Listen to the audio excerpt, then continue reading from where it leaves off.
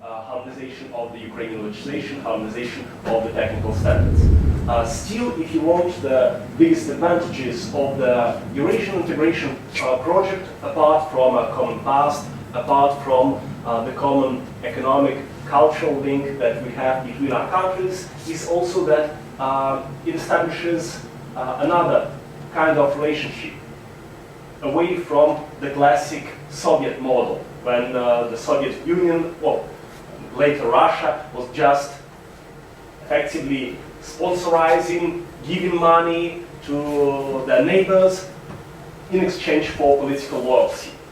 These times hopefully have passed, and hopefully we are creating something much more interesting and much more fair than just a return to the USSR or the construction of a USSR 2.0. So with this integration, countries, other countries, Belarus, Kazakhstan, Armenia, Kyrgyzstan, have the real possibility to take effectively part of the decision making, not just to be a recipient of the decisions taken either in Brussels or in Moscow. They have their say.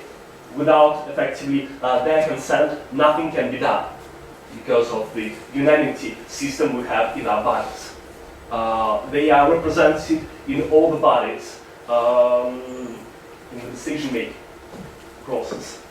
And the second biggest advantage is that we have a more advanced form of economic integration than the Eastern Partnership is able to offer, because what we are seeking to create is, first of all, a customs union, and secondly, a single market. Basically, of course, as already Mr. Schneider has rightly pointed out, we are still far away from the completion of a single market, and as I will be talking with you, we are still experiencing some difficulties even in the process of completion of customs union. Not everything is done even on the level of the trade in goods. But, well, it's a challenge, and once again, the Eurasian Economic Union is an extremely new organization. Basically, as you know, it started functioning in 2015, and before, well, the real integration started basically only in 2012. Only in 2012, the customs code entered into force, institutions began to function effectively, the Eurasian Economic Community Court began to function, and so on. So everything that was before 2012, there were some great ideas, there were some great treaties, but everything was just on paper. Effectively, this is an organization that is only up now for 4 years and a half, that's all.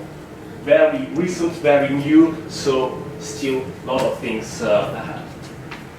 And basically, the central thing that we need to know about the Eurasian Economic Union, that basically we may like it or not, but the Eurasian Economic Union is a political reality.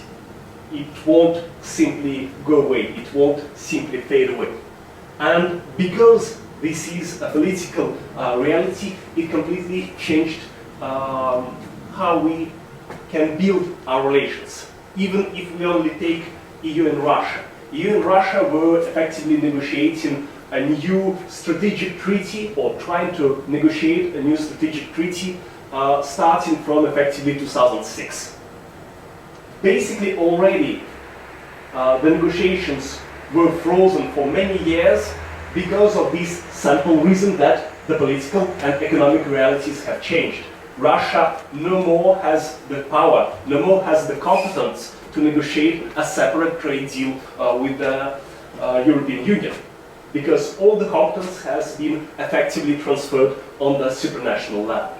And the same goes with the other countries who are taking part in the Eurasian Economic Union. They can no longer just negotiate separate trade deals, separate free trade area agreements on their own. So if our aim is indeed bolstering the economic ties, reinforcing people-to-people contacts, and so on, the only feasible way of doing so is a direct cooperation between EU and the Eurasian Economic Union. Basically, I have to disagree with some of the ideas my colleagues, or perhaps not even the ideas, but the terms sometimes used. I don't actually like the term of integration of integrations, because no one really knows what it is supposed to be.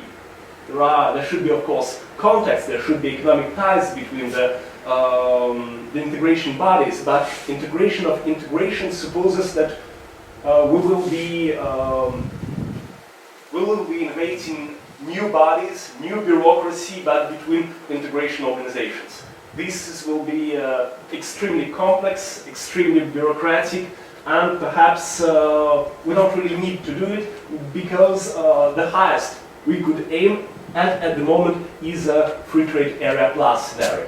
And once again, it is a very optimistic scenario. Basically, if you remember the lecture of Mr. Schneider's point of view was that an FTA is not realistic. I'm perhaps more optimistic on this matter. I think that FTA is feasible, of course not feasible right now, but in the long-term perspective, this could be a goal we could be aiming at. And of course, right now we have a situation of crisis, and once again, there are sanctions between the European Union and Russia. And once again, the cooperation between the EU and the Eurasian Economic Union could be a very good solution to circumvent these sanctions. Politically, it would be much easier to have talks between representatives of the Commission and representatives of the Eurasian Economic Commission than directly between Commission and Russia, or between the Council and Russia. So once again, I think that we have a window of opportunity where a lot of people do understand that this cooperation is indeed a necessity, and this cooperation is truly feasible. And of course, the biggest political benefits would be not only for the EU and the members of the Eurasian Economic Union, but political advantages would be gained by other countries. And perhaps a cooperation between the EU and the Eurasian Economic Union could help normalize the situation in Ukraine and avoid similar scenarios as was pointed out in other countries. Finally, I think what some representatives of the European Union do not truly realize is that a cooperation between the EU and the Eurasian Economic Union would be extremely advantageous for the EU. So we don't really need to talk about the fear, talk about what will happen if we do not follow this scenario. But let's instead focus on the positive things. Basically, the EU, during potential negotiations with the Eurasian Economic Union, will have a dominating position. Because, of course, the economical force of the EU, the attractiveness of the common market is, as was pointed out, much bigger. So the EU will have a leverage in these negotiations. For the EU, the establishment of direct contacts with the Eurasian Economic Union would be also the possibility to control how the Eurasian Economic Union will develop, in what directions. What is essential for the EU, for the interest of the EU business, is of course the idea of harmonization. The fact that the technical standards that would be adopted in the Eurasian Economic Union will be compatible with the technical standards of the EU. The fact that the legislation that is adopted in the Eurasian Economic Union is once again compatible with the legislation of the EU. The advantage is that, well, for the companies established in European Union, member states, it will be much easier to go abroad because they will be just following the same rules. They won't really have to adopt to something new.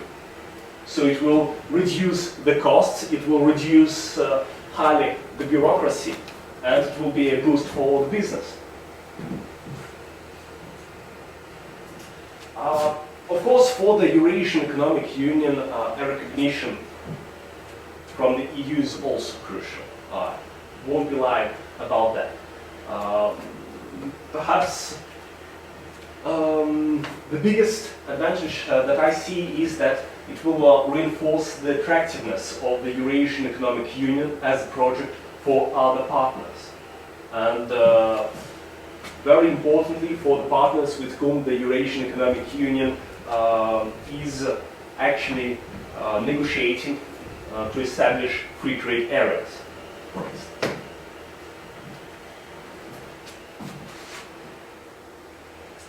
So, well, basically everything has already been said by my colleagues, so I will be instead focusing on some facts that I think you should know about the Eurasian Economic Union before you're engaging in this very ambitious and very exciting simulation here. Basically, I will be talking about the first part of my speech. Will concentrate broadly on the main challenging, the main internal obstacles. Of course, one of the biggest external obstacles for the development of the Eurasian Economic Union is the lack of recognition from the EU. This point is, I think, obvious, and much has already been said about it. But there are also some internal challenges, internal realities that you will need to somehow take into account, at least on the back of your mind, when you will be negotiating. First of all, the partners. The biggest problem for now with the Eurasian Economic Union is that we have very weak supranational institutions. I'm afraid to say so because I myself am a representative of one of these supranational institutions, but both the Commission and the Court in the Eurasian Economic Union are weak. They have less powers, less competence than respectively the European Commission and the Court of Justice of the European Union.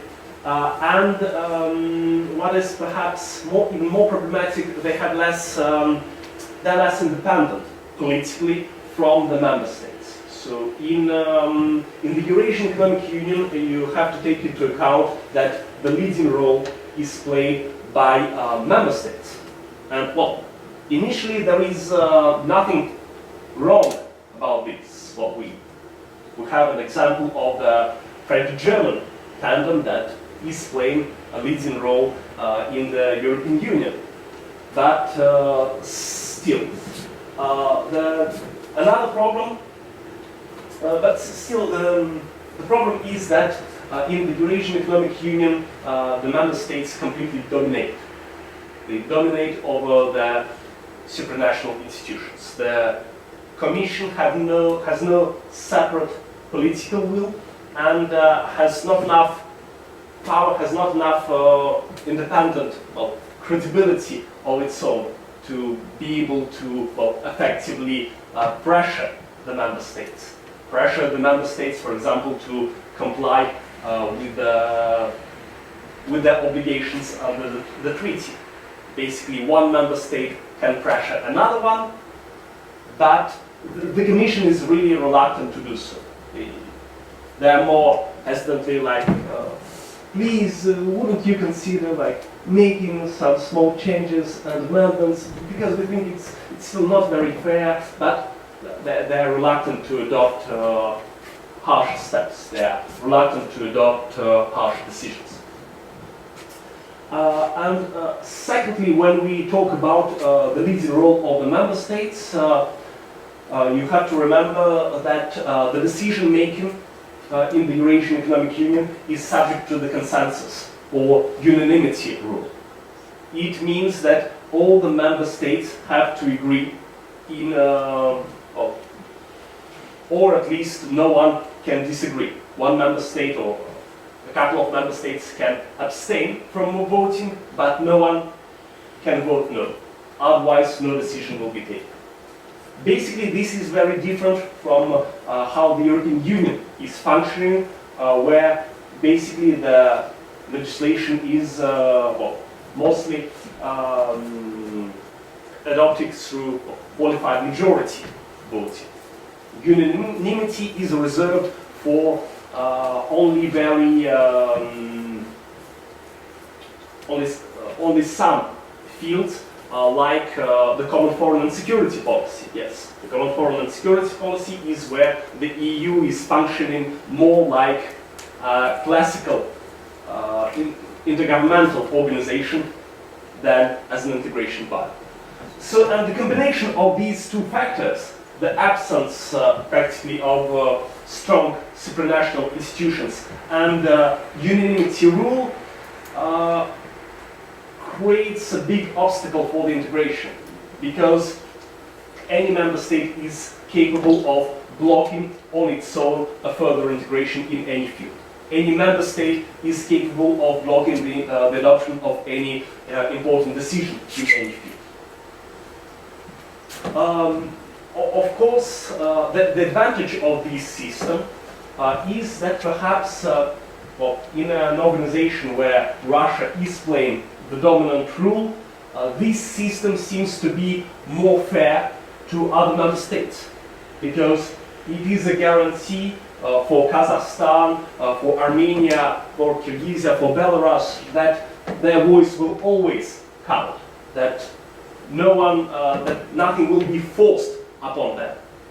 But now that the organization has not 3 but 5 member states, and perhaps it will have more member states in the future, I think time has come to think about the necessity of a reform in this direction, in this regard. And last but not least, regarding the institutional obstacles, we are very often talking about the problem of democratic deficit in the European Union. Mr. Schneider, not a long time ago, as you remember, advocated for the further reinforcement of the role of the European Parliament. In the Eurasian Economic Union, it's hardly to talk about democratic deficit because there is a democratic deficiency. There is no parliamentary structure. National parliaments also have no say at all in the decision making. Basically, I do realize that this is a reflection of the state of democracy in the member states forming part of the Eurasian Economic Union. But you also have to understand that for now, the Eurasian Economic Union is an organization between the governments. It does not really touch the people. Yes, it will have consequences, but it does not allow the peoples to participate in any of the decision making, even indirectly. So for me, in the long run, it also creates some obstacles, because we are not sure how the people react, because no one asks them what do they think about the Eurasian integration. And basically, Mr. Schneider was telling, you remember, that if you ask in Germany people what is the customs union or what is the Eurasian Economic Union, perhaps 1, 2, or 3% will give the right answer, right? I fear that basically we'll have the same level of results in the Eurasian Economic Union countries. Well, perhaps, but still I would rate perhaps 10, 15%. What do you think, Dmitry? 10, 15? No, not more. Not more, yeah. Not more than 10-15% would even know that this organization does exist. Because it does not touch the people, it doesn't have direct consequences for the people. This is, for now, it is a tragedy. It's very intergovernmental still. A couple of examples. Perhaps one of the most effective tools that the European Commission has at its disposal is the so-called infringement proceedings. It means then if one member state, Greece, Germany, France, does not comply with EU law, violates its obligations under the treaty, or does not transpose a directive or transpose it incorrectly, the European Commission will issue a formal notice that you are doing it wrong. You have to comply with the obligations. As of December 2015, there are more than 700 pending infringement proceedings. That is how active the Commission is. And I couldn't even find the number of overall infringement proceedings throughout history, but I think it will be completely huge. Only very few of them reach the Court of Justice, a few percentage.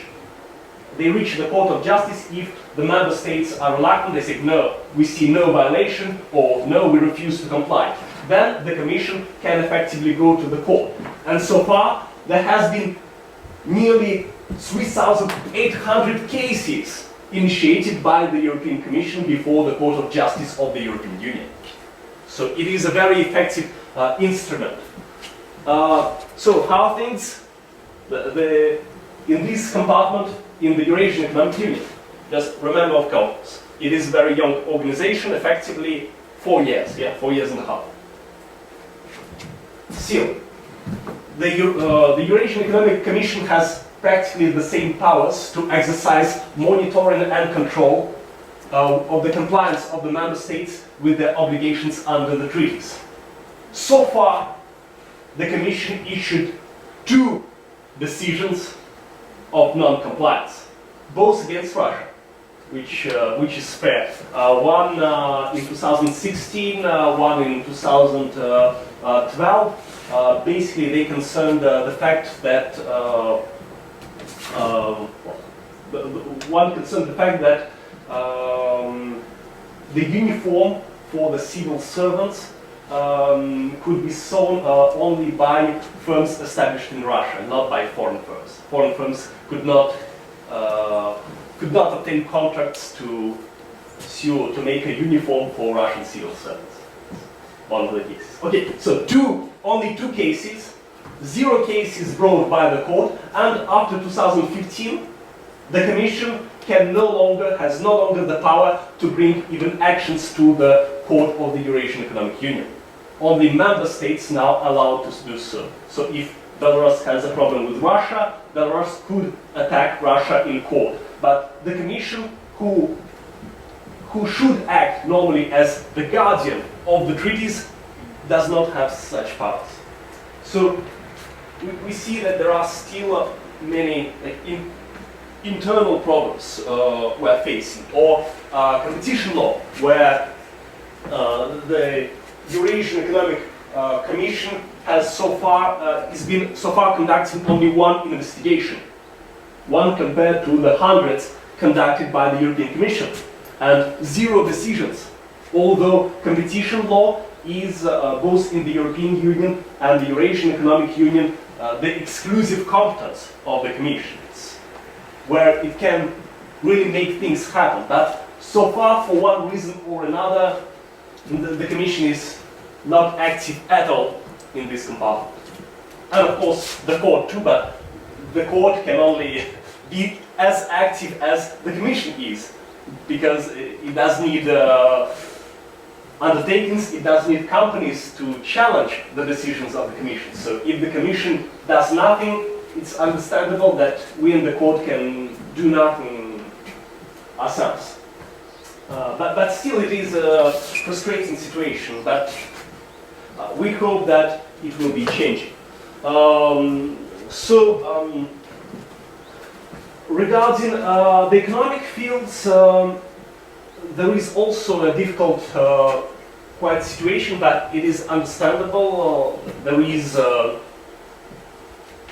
There are sanctions and counter-sanctions regime that affect Russian economy. The prices for the energy resources are still quite low. It doesn't help at all.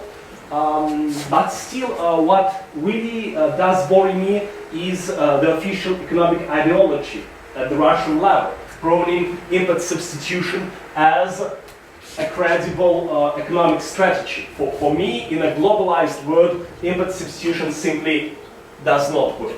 what we should be aiming at is like other models, and basically building free trade areas is a model to get away. It's not simply compatible with a model of import substitution when you are just on your own, on yourself, and you try to isolate yourself, or you are isolated already, like North Korea. Of course, for North Korea, import substitution is the only way because it is isolated. But for other countries, trade, development, competition, modernization is for me the best.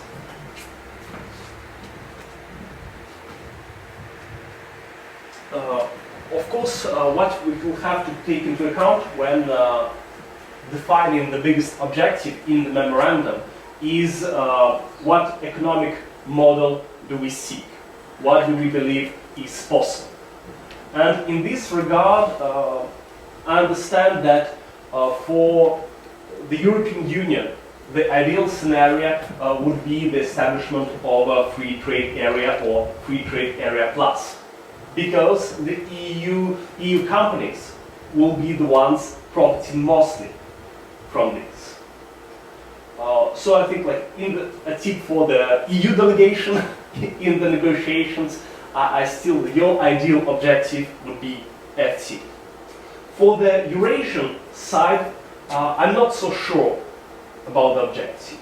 Overall, it is the plus in the FTA plus that is much more important than the FTA itself. It's what we add, what we invent more than the FTA. But effectively, I have to agree with Mr. Schneider that FTA right now is impossible, just because the economies will crash, the companies will collapse. They will even collapse in Russia, they will collapse in Armenia, they will collapse in Kyrgyzstan. A lot of sectors will collapse, will not be ready for true competition. But this fact that FTA is not feasible right now does not per se means that FTA is not feasible in the long term. And what we are seeking to build now, when we are having these negotiations, where we are writing a memorandum, is not an agreement for tomorrow. It's an agreement how we see our relations in the middle and long future. And an objective of creating an FTA in, let's say, 40, 50 years is not unrealistic at all.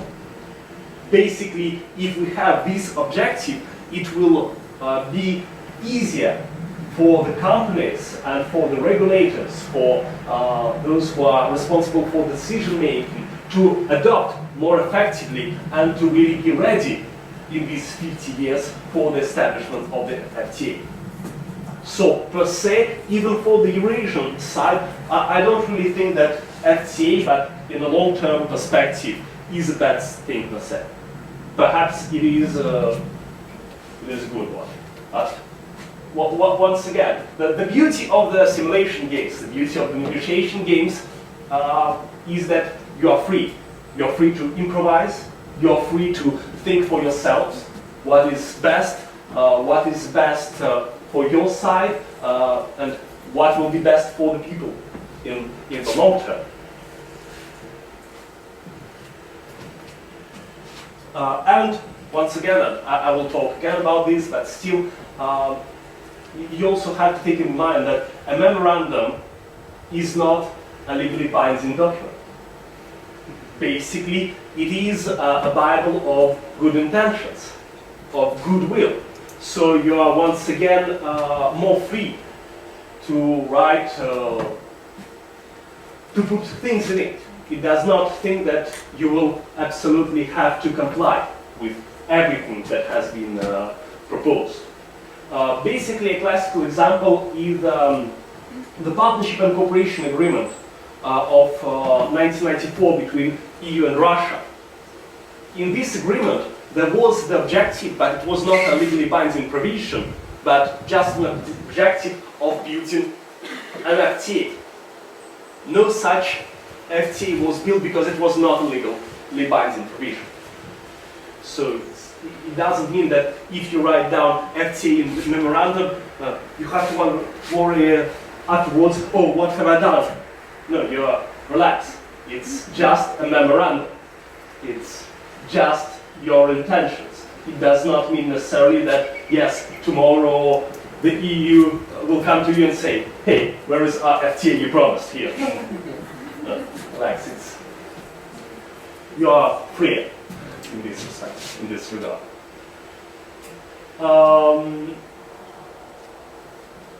And basically, a couple of things to finish with. A couple of words about the legal obstacles. Basically, for myself personally, as an academic, I considered the basic treaties in the Eurasian Economic Union to be extremely badly drafted because they are very classical intergovernmental treaties. They don't really work as an integration model because integration has to reach the end consumers. The end consumers are economic entities, they're citizens. They have to benefit and they have to get rights directly from the treaties. So far, the basic treaties in the Eurasian Economic Union are very lacking in this regard. I told about the lack of competence of the court. A classical example is that there is no preliminary reference procedure. This is the procedure that exists in the Court of Justice of the European Union, which allows any national court who has a question about EU law to send this question to Luxembourg, and the question will be replied, and the reply will be binding for that court.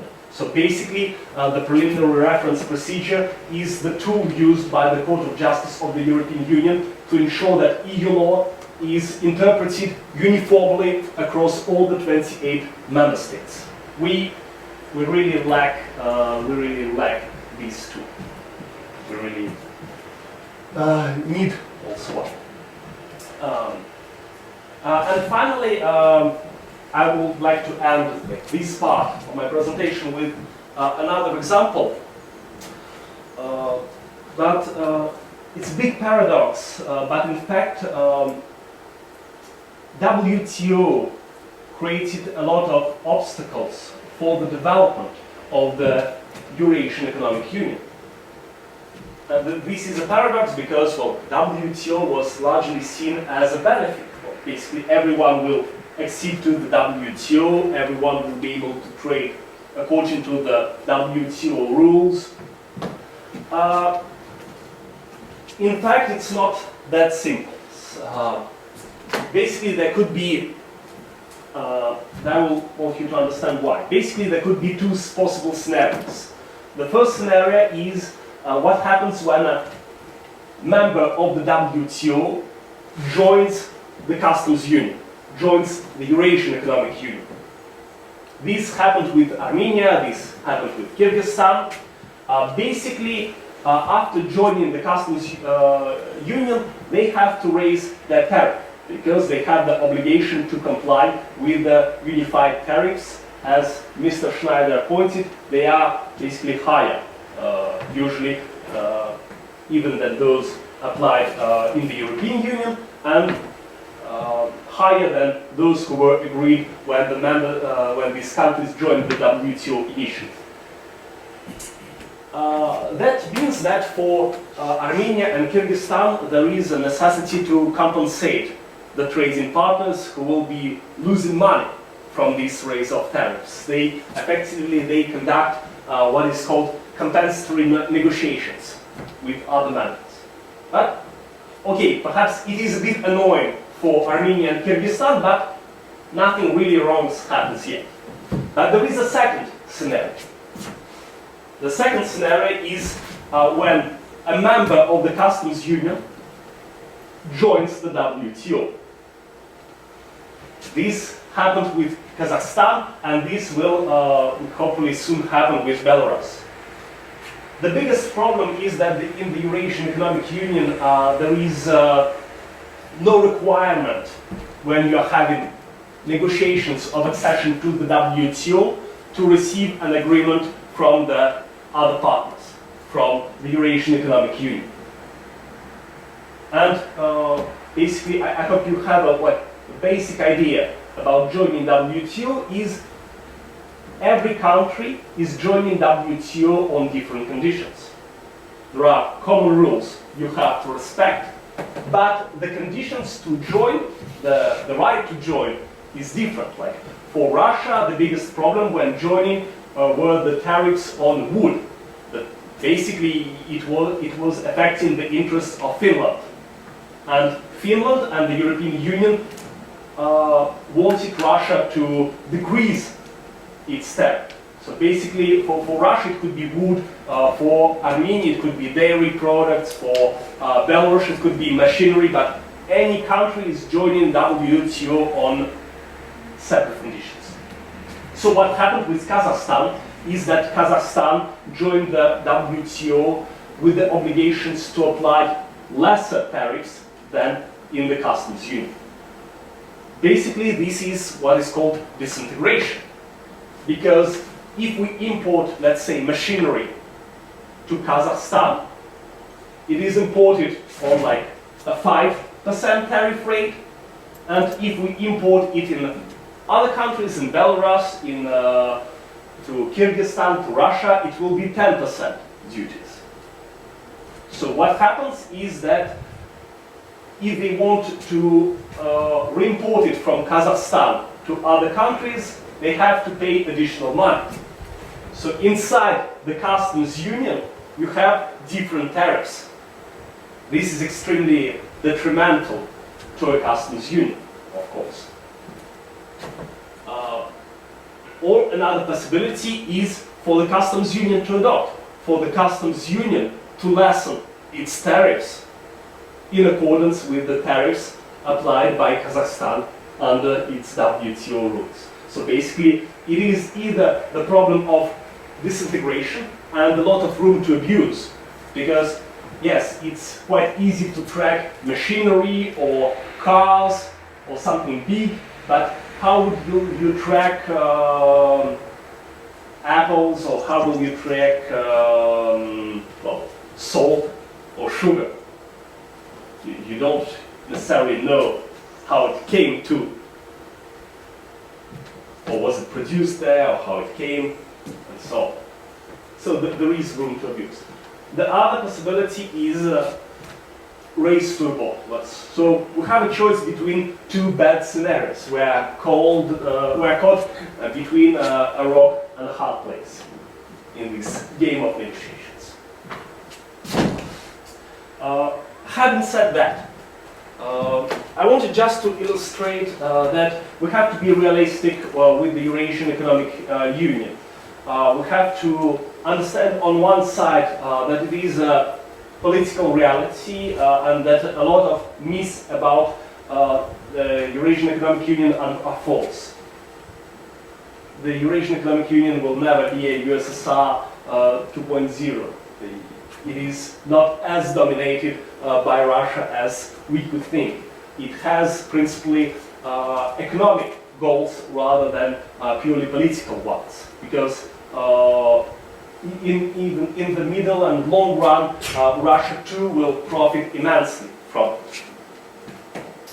But still, on the other hand, we have to be realistic. It is still far away from the completion of its goals. Still, a couple of good things to add. First of all, the Eurasian Commission that I accuse of doing nothing in the field of infringement procedures and competition law is sometimes very active in other areas, like technical regulation and so on. The Court of the Eurasian Economic Union, likewise, I'm quite happy with its first judgments, because its first judgments are largely based on the best practices of Luxembourg. They are largely based on the case law of the Court of Justice of the European Union. So we can say that we are in the process of integration. We are really looking at the European Union for the best practices, for the examples.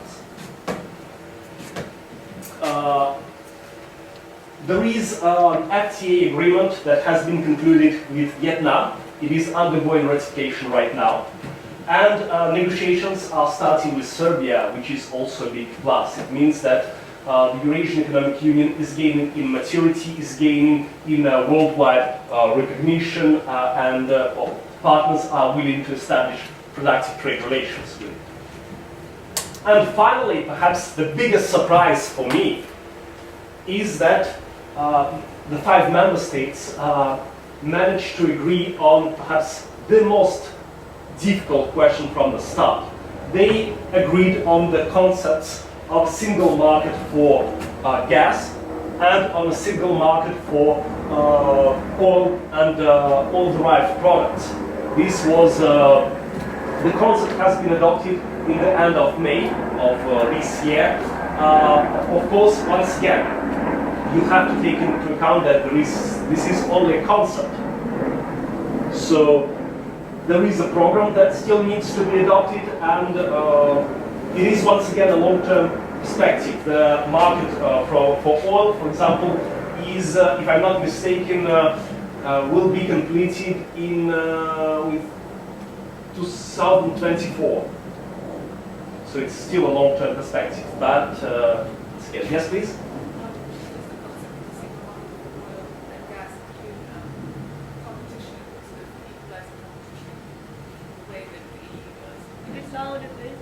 Well, it does not concentrate on, it does not focus solely on competition like the third energy package, for instance, but indeed competition issues have been in the center of the concept, and basically what has been in the center of the concept is the access to pipelines, how prices will be formed, and so on. So basically issues also of competition policy. Yes? Basically, if you are planning to include, once again, if you are planning to include the field of energy in the negotiations, the interest for the European delegation would be once again to have some degree of control about what is going to happen from the very beginning, to include the field of energy, to be sure that the single market for oil and gas, when it will be formed in the Eurasian Economic Union, will be compatible with EU rules. For the Eurasian Commission, I will be much more careful, because still this market has not been formed yet. But once again, it's for you to see. It's for the energy, for the commissioners responsible for the energy to see about that. Just some advices coming to mind. Okay, so I think I talked basically through everything I wanted to talk. Some final recommendations for the negotiations game. What is really important, what was traditionally very important for the Russian Federation, and what will be very important for the Eurasian side, is the principle of equality, formal equality.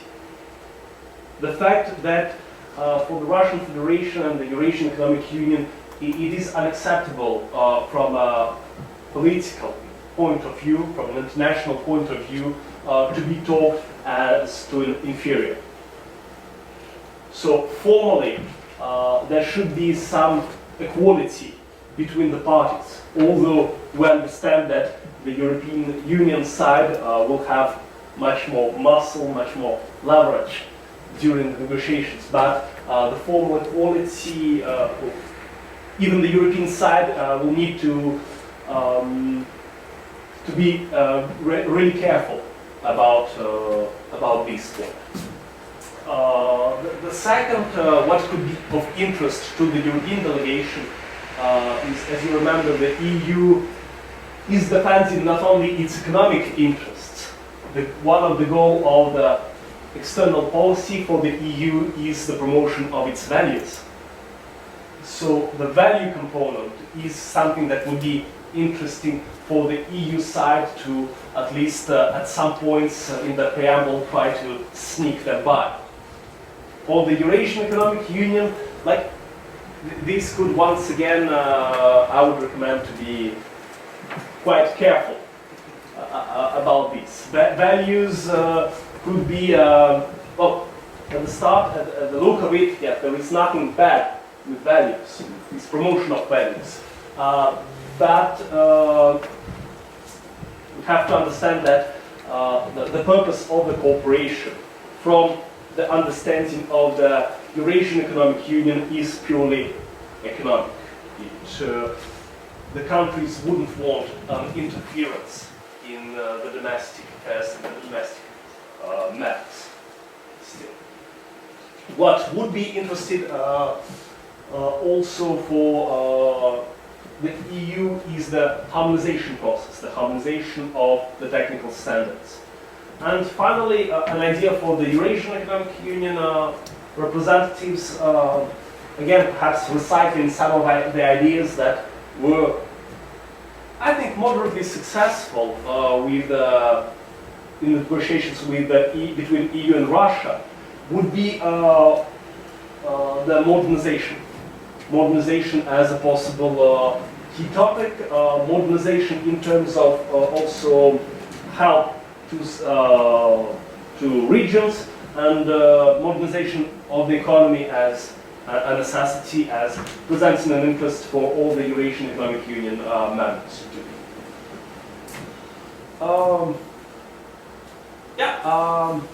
I think I made the tour, but if you have additional questions or interventions or things you'd like to discuss, you are always welcome. Yes, please. Sorry, it's just a small question. Is Mr.Entin your relative? Yes, my uncle. Oh, great. Thank you. But for those who don't know, well, basically one of the first in Russia who started promoting the ideas of stronger cooperation with the EU.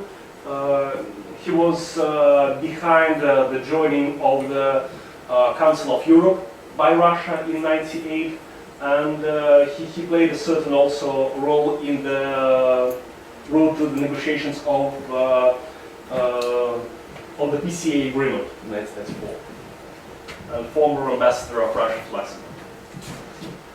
Yes, please. Let's see it. I'd also like to ask a question regarding the values to be included in the memorandum.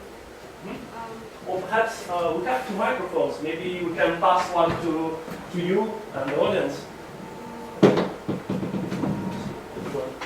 Or I could pass you. I think it's large enough. Yeah. So if we talk about the memorandum, there should be some preamble, I guess. And normally countries put some general common values there that they express towards each other. And my question would be maybe both to Dmitry Slav, since you're here with us now, and Kirill Vladimirovich, what could be the non-economic values to include the preamble, if there would be any, to your opinion? Well, basically, you will find a reference to values anywhere. I was criticizing heavily the Eurasian Economic Union Treaty, but even in this treaty, it begins with a preamble where there is a reference to the common values, to also the democracy and human rights. Usually human rights in just human rights as they are guaranteed by the national constitutions, once again. So we are not really aligned in the terms of human rights to what is protected in all the countries. So it is understandable because only Russia and Armenia from the Eurasian Economic Union are parties to the European Convention on Human Rights. The other countries are not. So there are some differences once again. And lastly, well, basically neither the EU nor the Eurasian Economic Union have the competence internally to do anything in the field of human rights. That's how they function. And it's for the EU addresses very often the questions of human rights, but essentially externally in its relation with other partners. This is the principle of political conditionality. Basically, the EU is very often making their partners agree with some changes in the field of democracy and human rights in exchange for economic benefits. It is a tool that is, well, I would say moderately working, because still the biggest attractiveness of the European Union is usually the enlargement policy. When the EU is not able to offer a perspective of accession, the other parties are reluctant to adopt any substantial changes in their internal functioning, internal policy. Would you like to say something? Thanks. I will be really careful about mentioning human rights because it's not in the competence of the Eurasian Economic Union, as just Kirill said. I mean, for the European Union, basically the dialogue on human rights and the position of human rights emerged after Maastricht Treaty. We do not have this political component in the Eurasian Economic Union. So instead of mentioning human rights, I would encourage you to mention just international law.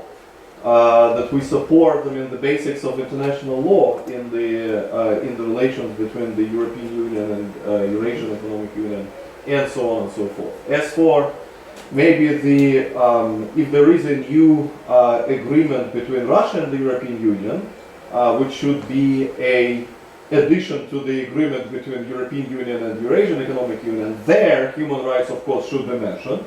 And Russia is the member of the Council of Europe. Russia does accuse actually European Union of violations of human rights, specifically Baltic republics, Estonia and Latvia, and so on. But it's not simply the topic of EU-EAEU, absolutely. And maybe just two brief additions or illustrations to the very brilliant lecture that Kirill gave. First, I don't think that the Eurasian Economic Union has such a tremendous problem of international recognition. It did have, but now it is going, it is decreasing and decreasing. The agreement with Vietnam and the future agreement with Serbia is a very good breakthrough, but even greater breakthrough is the agreement, and this process has already been launched, that the Eurasian Economic Union is starting negotiations with China, not on free trade agreement, but on the non-preferential trade agreement. Non-preferential trade agreement, it will be WTO plus. Not deep and comprehensive FTA plus, but WTO plus. And to have an agreement with China, I mean, sorry. Right? After that, the Eurasian Economic Union will not have any, problems with international recognition. This is first thing. Second thing, the recent Russia-ASEAN summit has declared a political obligation of the sides to start the process of, again, now free trade agreement between Eurasian Economic Union and ASEAN. And most probably it will be the first agreement that the Eurasian Economic Union will have, not just with a nation state, but with an international organization, with ASEAN. And this will be a certain breakthrough, right? Moreover, according to the information that I have, Mercosur, this is also an important economic organization in Latin America, has an interest in having free trade agreement with Eurasian Economic Union, and there are consultations about that. So I mean, the problem of recognition is no longer there. It's the problem of the European Union that it doesn't recognize the Eurasian economic. It's not our problem. I mean, it's the EU problem. And second, very briefly about the about what you said about not being afraid of FTA. Absolutely, we have two examples. One example is that Russia basically has stated that it is going to have FTA with the European Union back in 1994. Does it have? No. Will it have? Most probably no in the observable future, but nevertheless, and that obligation that was spelled out in the partnership and cooperation agreement between Russia and the European Union, I mean, did not compel Russia to really implement FTA. And the second example now on the European Union side about and what could be used as a model of movement towards FTA is the movement of the European Union towards visa-free regime with Russia.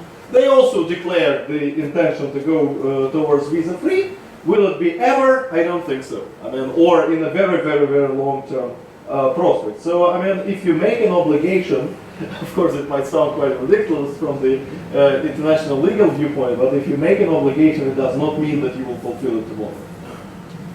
It's a declaration. Thanks. Okay, thank you for your attention. Last, perhaps but not least, like if you want something to really work, and it is proven while working in law firms and other companies, install deadlines. Deadlines is what makes really people move their. Sorry. Okay, that really move it. So ideally, if you make in the memorandum, you are free to fantasize. You can make stages, you can invent roadmaps, but the important things are objectives and deadlines. And then even a political document as a memorandum could sometimes be much more alive than even a formally legally binding treaty. Thank you. Thank you very much. And if you have additional questions, I will be with you in the bus. Feel free to come and talk. Yes, thank you so much, Mr.Entin. It was a big honor for us that you came. It was also a really interesting speech, and I think the most important is that you gave really practical tools and advices that will help our participants to develop their memorandum. So I hope you all made your notes. And we would like to thank you with this letter and also with a small present. Yeah, and of course, as Mr. Entin said, you can always approach him on the bus and also during the workshop in Académie Diplomatique, right? You will be with us in Paris. Okay, we'll discuss. Okay, but at least on the bus.